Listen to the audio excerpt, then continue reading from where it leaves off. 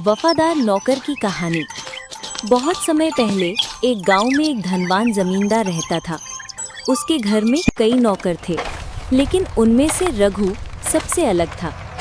रघु गरीब परिवार से था, लेकिन उसकी सबसे बड़ी पहचान उसकी ईमानदारी और वफादारी थी।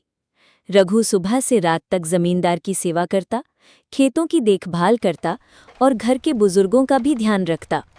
जमींदार को उस पर इतना भरोसा था कि वो अपने घर की तिजोरी की चाबी तक रघु को सौंप देता। एक बार की बात है, गांव में मेले का आयोजन हुआ। जमींदार को किसी काम से बाहर जाना पड़ा। उसने रघु से कहा, देखो रघु, मैं 3 दिन के लिए बाहर जा रहा हूं। घर और तिजोरी की जिम्मेदारी तुम्हारे हाथ में है।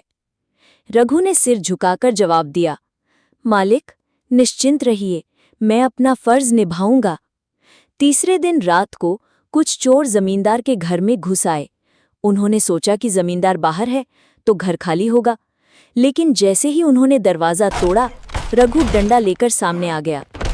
चोरों ने उसे डराने की कोशिश की, मगर रघु डटा रहा।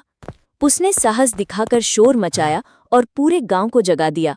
चोर भाग गए और जमींदार का घर सुरक्षित बच गया। जब जमींदार लौटा और ये बात सुनी तो उसकी आंखों में आंसू आ गए। उसने रघु से कहा, बेटा, तुम सिर्फ मेरे नौकर नहीं, मेरे परिवार के सदस्य हो। तुम्हारी वफादारी और ईमानदारी का मैं जीवन भर कर्जदार रहूंगा।